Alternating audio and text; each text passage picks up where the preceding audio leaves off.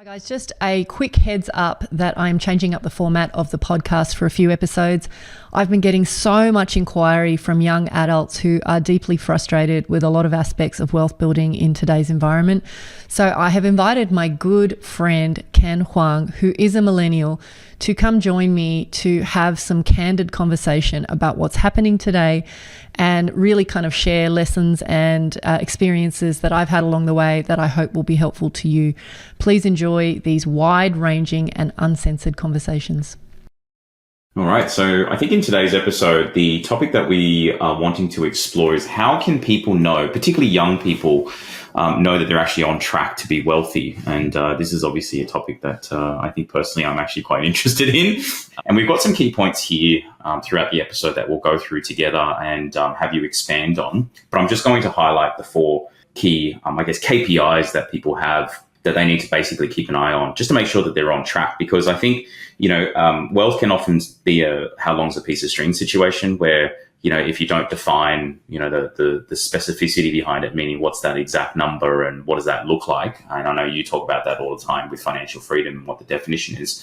Then how do you know sort of if you're tracking towards that as well? So I'm just going to read the four out. Number one, we've got lifestyle burn rate. Number two, we've got consistent, predictable savings pattern. Number three, you've got net worth. And number four, working capital. So we'll work through all four. So I'm going to start with lifestyle burn rate, which obviously I think some people will know what lifestyle burn rate fundamentally is. But for those who don't, can you explain to everyone what your meaning or your definition of lifestyle burn rate is? The four that I've shared with you for this episode, I think universal, that you can start tracking those from any age. And so that's why we've picked those four. There's obviously more things that we can measure. Lifestyle burn rate is a fantastic measure for anyone. You can start measuring this when you're 14 years old. It's really a reference to, based on the money that you have coming in the door, how much of it goes into supporting your lifestyle. So to some degree, it's a reflection of, how much can you actually save? So let's say, for example, you earn $100,000 after tax every year. And to support your lifestyle, you're spending $60,000. That means your lifestyle burn rate is 60%. So it's not a particularly complex thing, but it's like, how much of my money am I burning through to live my life? And at the highest level, it's really it's such an interesting metric because a lot of the struggles that people have around getting ahead are that they just can't rein in their lifestyle burn rate. And what happens, especially as income grows, right? You just want to spend a bit more. You justify those extra luxuries. And so, lifestyle burn rate, the aspiration, if you like, of a true investor is someone who can not only track it, but just control it as well. So let's talk about control and track. Which one do you want to start with? Do you want to start with control or track in terms of describing or showing people how to do that? So if we talk about control, this is definitely about, discipline. Almost like mindfulness is probably a better word, discipline and mindfulness, where if you have an ultimate goal around what you want to achieve in your life, whether that's, what you think life will look like or some kind of, net worth or some kind of passive income goal, whatever the goal is, then you need to be aware that there are stepping stones that you're going to have to undertake along the journey to get yourself there. And the reality is if you don't expect to inherit a boatload of money at some point in your life, you've actually got to create fuel to buy assets or invest that is going to get you to where you want to go. And so from how do you go about, making sure that your lifestyle burn rate doesn't get out of control is partially a mindfulness exercise. So I'll give you a real example. Between when someone starts their career and the pay that they're on and maybe where they end up in, say, their mid-30s or 40s can in some cases be 1.5 times the earnings, twice the earnings, 3 times the earnings, 5 times the earnings, 10 times the earnings. The more interesting question is what was your lifestyle burn rate when you started work? And how does it change over time? For a lot of people, and the rate will change, and then this goes back to there are a lot of people that I work with who have a lot of money, but their lifestyle burn rate has become smaller as they become wealthier. Because let's say, for example, go back to the other one. Someone might start their career and let's say they just to make it easy, let's say they're on 100,000. I know that people probably start on less than that, but you start off and you're spending $60,000 a year to cover all of your expenses. And then let's fast forward 10, 15 years down the track. And let's say that same person's now earning $200,000, but they're still spending $60,000. So their lifestyle burn rate has actually gone down. They're actually spending a smaller percentage of their total earnings. And so that doesn't happen by accident. And in fact, if we're on autopilot, as you start to earn more, the natural thing is to just go, well, I can justify a better car. I can eat out more often. I can go to fancier restaurants. I can spend more on my holidays. And it's not to say that you wouldn't do some of those things, but really what I'm advocating is that you do it mindfully, that you do it with kind of some rules around how you're going to carve up your money. So if your income doubles over the next little period of time, are you just going to spend it all, or are you going to make sure that you actually increase your savings rate and reduce your lifestyle burn rate? So these are all just, if you decide in advance, then it's much more likely that you can become very predictable with the amount of money you set aside. If you do it in hindsight, it's mostly too late for people. Is there like a magical percentage, whether it's the savings rate or what do you sort of think about in terms of, I know there's everyone's situation is different.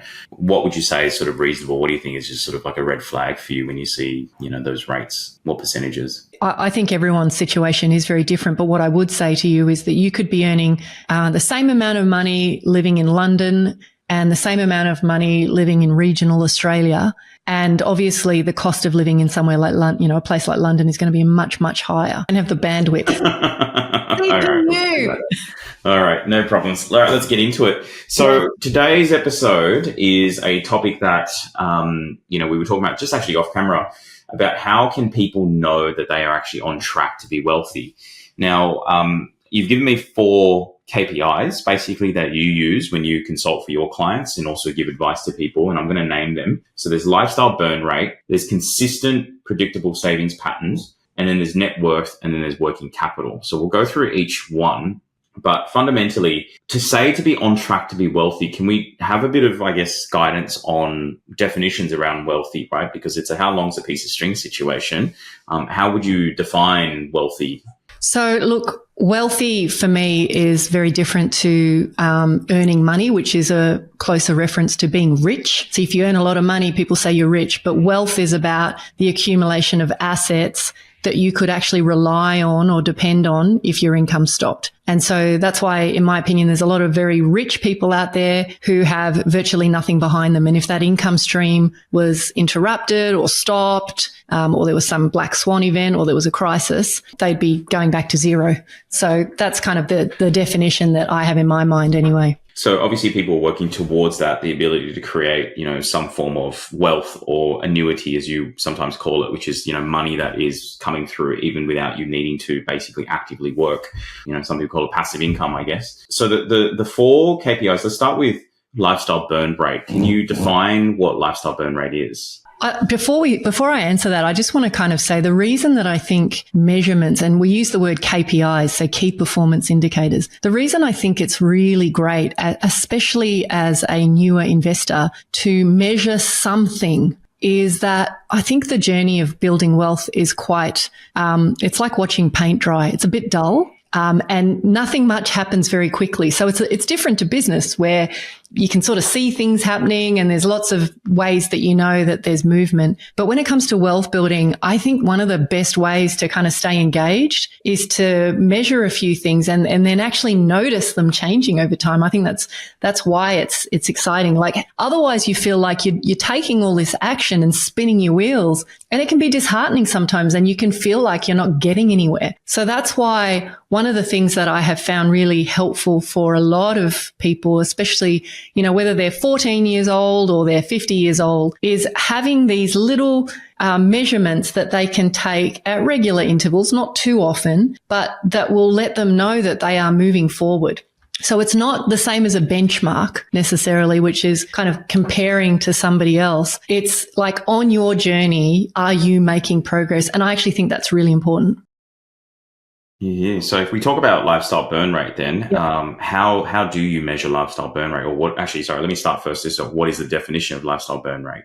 So lifestyle burn rate, all it means is it's a reference to, of the money that I earn, how much am I spending on my lifestyle? So for example, if I was earning $100,000 and I spend $60,000 after tax, forget about tax, 100,000 after tax, and I spend 60,000, then my lifestyle burn rate is 60%. And the reason it's a really valuable metric is it kind of shows you over time, are you being very mindful about how you spend your money? Because I think one of the mistakes that most people make is as they start to grow their income, they just kind of don't pay any attention to how much of it is going out the door.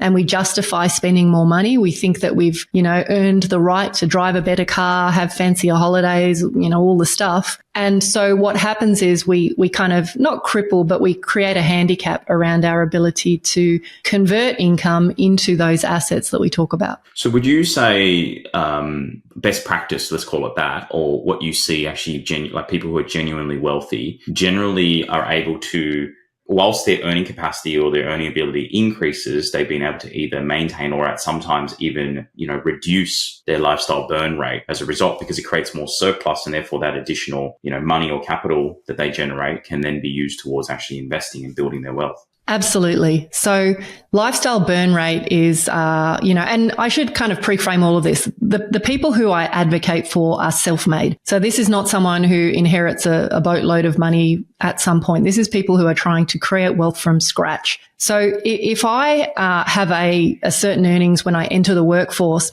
there's a pretty good probability that sometime over the next 10, 15, 20 years, it will go up. It will double, triple, who knows, sky's the limit. But the more interesting thing is, as my income goes up, what happens to the percentage of it that I spend? So if you are someone who's very mindful about spending their money, maybe we'd even use the word frugal, but just careful with the way that you spend money, and you're able to maintain the same dollar spend even when your income grows, then obviously what happens is your lifestyle burn rate starts to fall. So if you earn $100,000 today and you're spending $60,000, that's 60%. But in 10 years time, if you're earning double that, let's say you're earning $200,000 after tax, but you're still only spending $60,000, then obviously your lifestyle burn rate has halved. What's really interesting for, tracking your own journey is actually to say, how is that changing year on year? And, I'm a big advocate of let's say, you're going to be earning more money next year. What are you going to do about it? Are you actually going to consciously make decisions about how you're going to allocate your money to, surplus versus your lifestyle? Or are you just going to kind of do it with the benefit of hindsight? It's really hard to do it that way around. How would you suggest someone tracks this? I mean, I'm thinking in my head, you kind of have to have this, spreadsheet. You probably got to look through your bank statements and your credit card payments. You got to look at how much cash you've spent. And then obviously, how much you earn on a regular basis as well. Have you found it a good way to be able to do this on a regular basis? Look, I like to get into the weeds a little bit, and I like to actually see, I have maybe 10 broad categories of expenses, and I like to see the difference between discretionary spending and my bills, non-discretionary. Once I kind of I might have 5 categories within discretionary, things like entertainment, travel, so forth, and then my non-discretionary is my bills, like the really boring stuff. And so I want to kind of understand, where is my money going? So that's one part of it. But at the simplest level, you're exactly right. You could take your bank statement. You could see how much, if I add up all the credits, that's the money coming in. How much money did I earn? And then if I add up all the debits, how much money went out? And that's it. That's your lifestyle burn rate. You need to kind of make sure, if you've taken money out for investing, that doesn't, count as part of your lifestyle burn rate. So you take that out, but you can be as simple about it as you want. It's not a complex calculation that takes hours. You don't need to be really clever or good at maths or anything like that. You just need to understand it's what did I earn? What did I spend on my life? And how much was left over? Cool. Well, that might segue into actually consistent, predictable savings pattern, which is number 2. So can you define for me what that means? And then why is that important for tracking your pathway to wealth? So one of the first questions I ask a lot of my clients when I first start working with them is, what are you saving on a consistent basis? They'll come up with a number. And then on the other side of the equation, I say, okay, let's actually get into it. Show me what you earn. Tell me what it costs to run your household. And then the leftover number should match this number over here that you're telling me that you save. And inevitably, there is a massive difference between those two numbers, what they think they're spending and what they're actually spending. And so one of the things I think that we have to recognize in ourselves is that as individuals, as humans, we're flawed and we have blind spots. And what I love about the exercise of sitting down to actually work out how much am I actually spending, the numbers don't lie. Like, if you're looking at things in hindsight, if you try and tell me, Selena, I only spent $50,000 last year, and then we sit down and go through your bank statements and we see that actually you spent 3 times that amount, then we know that, there's something that needs to happen there. So when I talk about consistent, predictable savings, all I'm doing is I'm showing people if you get a handle on how money flows when it comes into your world, and you can actually, as I keep saying, kind of plan ahead of time that you're going to take money out to kind of be the leftovers, if you like, and then you're just going to live on the rest. So I call that allocating rather than budgeting, because I hate budgeting.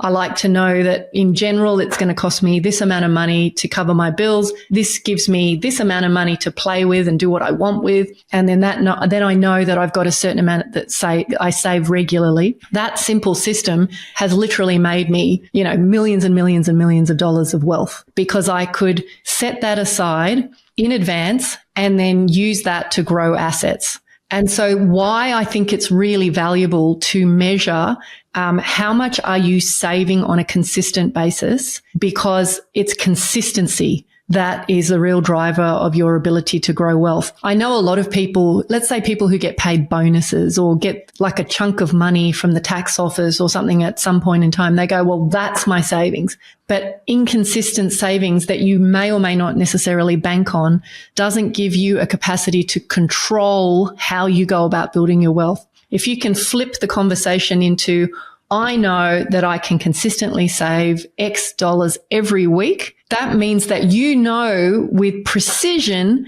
when you are going to have enough of a chunk of money to do that next investment or to do that next deal. And that is a completely different quality of conversation to hoping that you end up, taking chunks of money off the table at different points in time. So I think obviously there's the, what's that Peter Drucker quote, which is whatever doesn't get measured, doesn't get managed type situation, right? So I think for these first two, lifestyle burn rate, you definitely need to measure it. And same thing with your predictable savings pattern, because only then do you know what you then can manage, which we'll get into a little bit later on as well. The third one is net worth. So again, can you define net worth for me? So net worth is an accountant's term, if you like, to describe if you had to liquidate everything today, like sell everything, how much cash would you actually have in your hand? And so net worth is a reference to if you add up the value of everything you own, every asset, anything that you could sell for money, and then subtract any debts, any money that you owe to anyone for anything,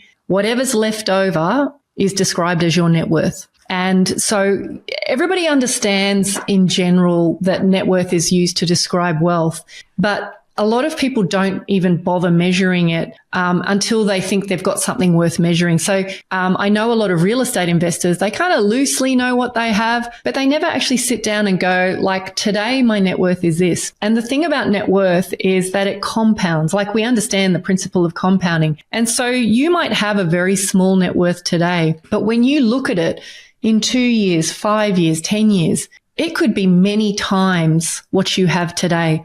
And so again, it boosts your confidence. It makes you feel great when you see that number moving.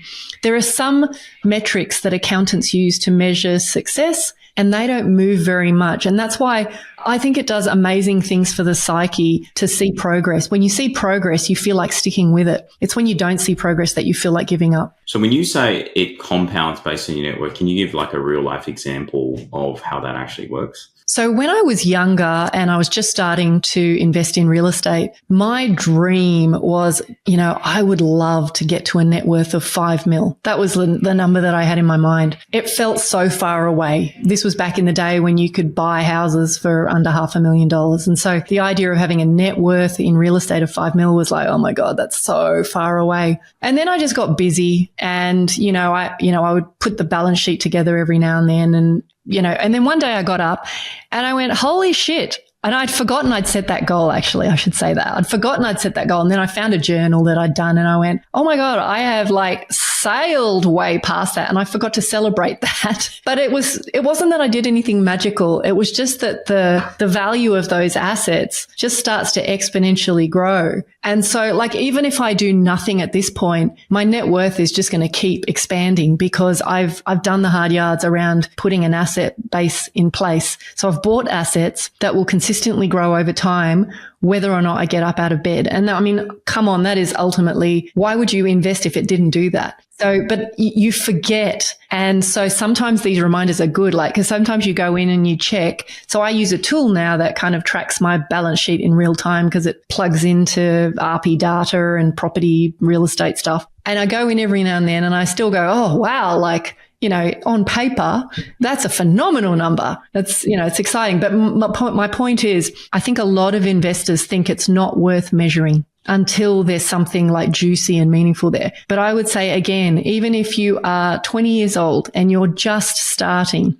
it's really valuable to just go, this is where I am today, to track your journey. And this is where I am in a year's time. This is where I am in 2 years' time, because though the number will just, if you're mindful about it, if your intention is to grow your wealth, it will grow if you do that, if you take that activity. So just to play devil's advocate, because I know some people will be really snarky and be like, well, what assets are these? And like, does all assets just predictably grow? Obviously, I think in your case, there's sort of a real bent towards, real estate, because obviously real estate is one of those ones where, like we've seen historically in Australia, grown quite significantly over the last 10 or 20 years as well. So are you able to elaborate a little bit on assets specifically, just to give people a bit more of an understanding? It's like, because it's like, so you're saying, well, assets, but I don't actually know what these assets are and how this actually helps me grow. Like in its simplest language, an asset is a thing that you could sell for money. That's how I think of it. It's a thing. So you could have an asset that, say, for example, is a watch. You could go out and buy a really nice watch, and you might, when you're 20 years old, you might list that in your balance sheet as an asset. The question is, in the future, is that watch going to be worth more? So for me, I don't understand collecting watches. A lot of people love the idea of collecting watches. And some people have said to me, Selena, you should buy some watches because they're going to go up in value. But I don't know or understand that asset class, so I don't. So the thing to understand is asset is the language to describe a thing that you could sell for money. But the other thing to take into consideration is there's lots of asset classes. So part of your journey in life is to go, well, which asset classes, which types of assets do I like? And for me, like, I tried playing with shares. I did futures. I did currency trading. I did all these different asset classes. And ultimately, I found that I had the most success with real estate. So that's become my asset that I prefer to focus on. But let's say, for example, like I know you've had a huge love of indexed funds, where you just stick your money in, you don't have to think, and you just you're buying a pool or a little, bundle of shares, which is going to go up with the share index. And so that would be an asset that you have on your balance sheet that maybe, let's say today it's worth $100, and hopefully in 10 years time it's worth, $200 or $250. And that's the game you're playing. And so the idea of measuring assets, it's simply what things, if I listed them all out, could I sell? So you would include your car. That is not necessarily an appreciating asset. That might be worth less in 10 years. But the point of what I'm saying is that, an asset could be intellectual property, something that you build, a digital product. It could be all of that stuff. But for the purpose of wealth building, I just say, what is it that you've got that you could sell? Excellent. No, I appreciate it.